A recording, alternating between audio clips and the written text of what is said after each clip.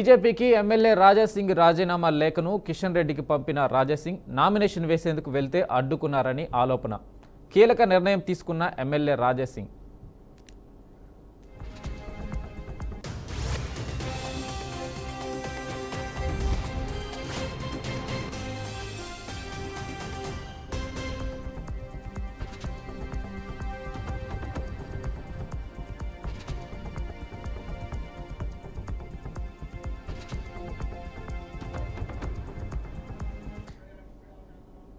తెలంగాణ రాజకీయాల్లో మరో big twist చోటు చేసుకుంది. గోషామహల్ బీజేపీ ఎమ్మెల్యే రాజాసింగ్ మరో సంచలన నిర్ణయం తీసుకున్నారు. బీజేపీ సభ్యత్వానికి రాజీనామా చేశారు రాజాసింగ్. కాగా నేడు జరిగిన బీజేపీ అధ్యక్ష పదవి ఎన్నికల్లో పోటీ చేయడానికి నాంపల్లి బీజేపీ కార్యాలయానికి రాజాసింగ్ భారీ అనుచర గణంతో చేరుకున్నారు.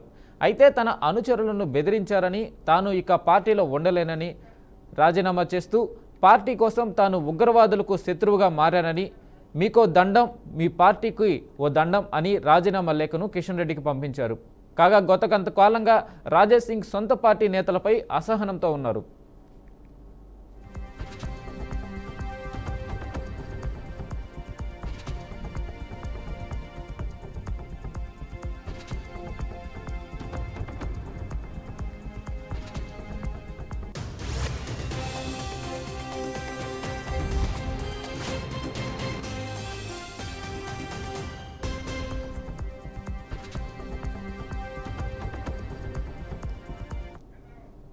ఇక దీనిపై మరింత అప్డేట్స్ మా అవుట్పుట్ ఎడిటర్ వెంకట్ అందిస్తారు. వెంకట్, చెప్పండి, బీజేపీలో రాజాసింగ్ అనుకుంటున్నట్టుగానే ఏదైతే రాజీనామా అయితే చేయడం జరిగింది, దీనికి గల కారణాలేంటి?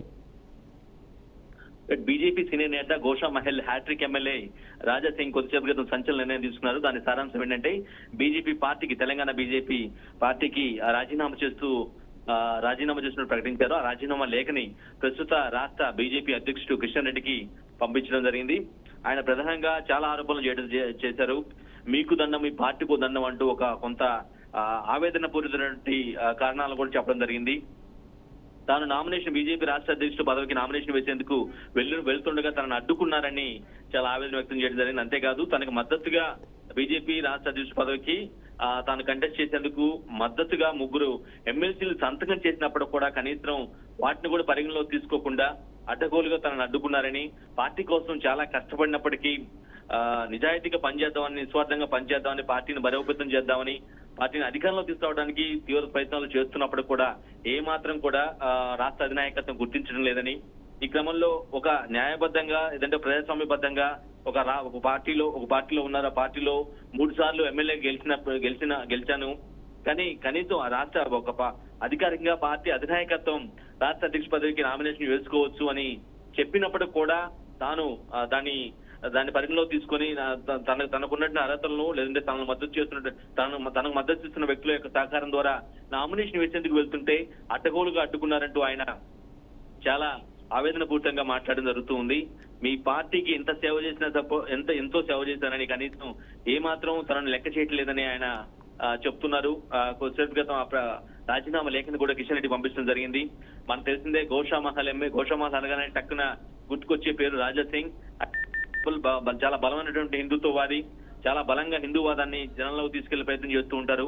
అంతేకాదు, పాత బస్తీ లాంటి ప్రాంతంలో గోషామహల్ ప్రాతినిధ్యం ఎక్కువ, అంటే అక్కడ ఎక్కువ ఉండే అంటే ఓటర్లు గోషామహల్ ప్రాంతంలో వరుసగా 3 సార్లు గెలవటువంటి అంత ఆషామాషి కాదు.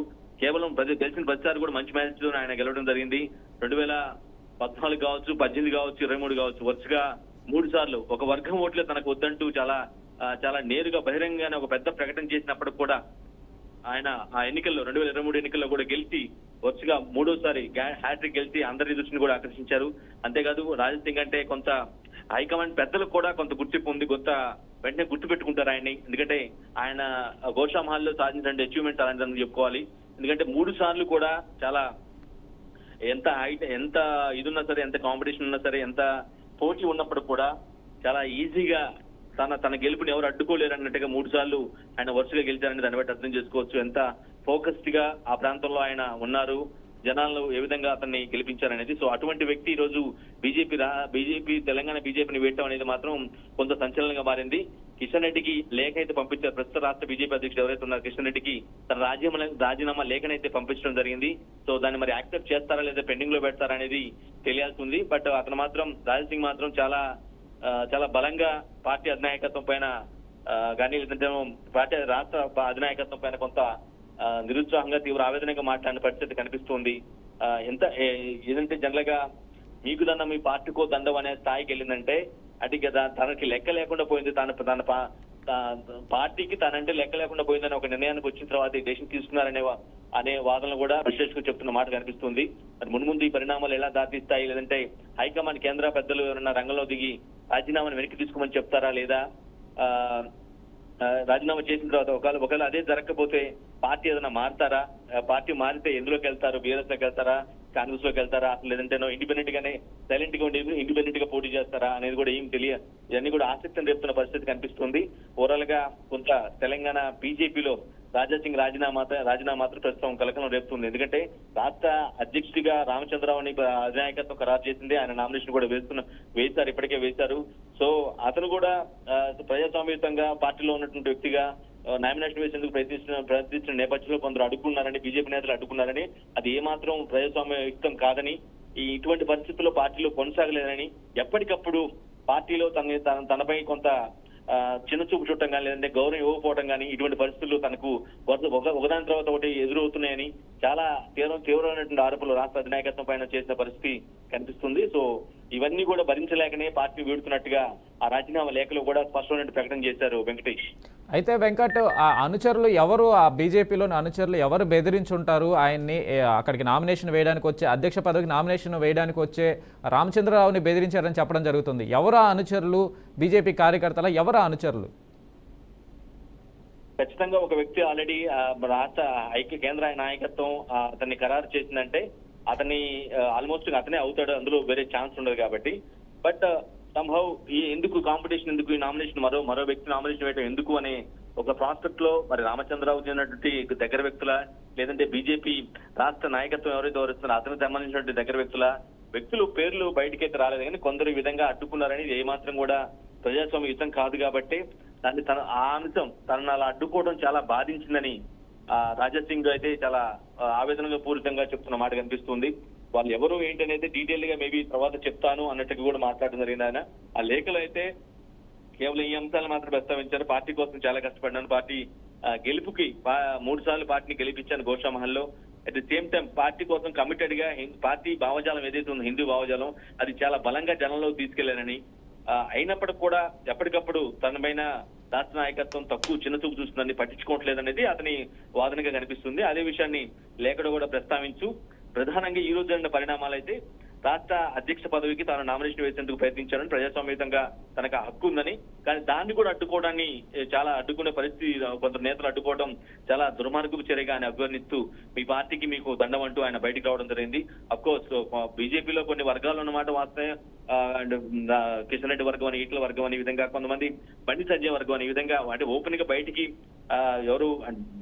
ఓపెన్ గా రానప్పుడు కూడా, బట్ ఇంటర్నల్ పాలిటిక్స్ లో భాగంగా తెలంగాణ రాజకీయాల్లో పర్టికులర్ బీజేపీకి సంబంధించి అయితే ఈ ప్రస్తావన వస్తూనే ఉంటుంది.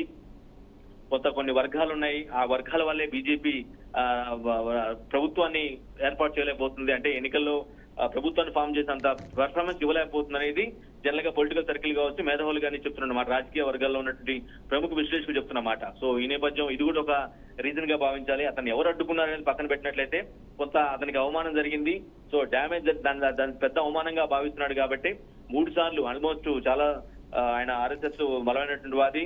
2014లో ఫస్ట్ టైం టికెట్ తీసుకుని గెలవడం, ఆ తర్వాత 2018 గెలవడం, 2023 ఎన్నికల్లో గెలవడం, ఈ విధంగా వరుసగా హ్యాట్రిక్ గెలిచిన వ్యక్తి ఈ విధంగా పార్టీపై తిరుగుబాటు బావుట ఎగరవేసి రాజీనామాని ప్రస్తుతాన్ని సమర్పించారంటే పరిస్థితి అర్థం చేసుకోవచ్చు Venkatesh. Right Venkat, thank you.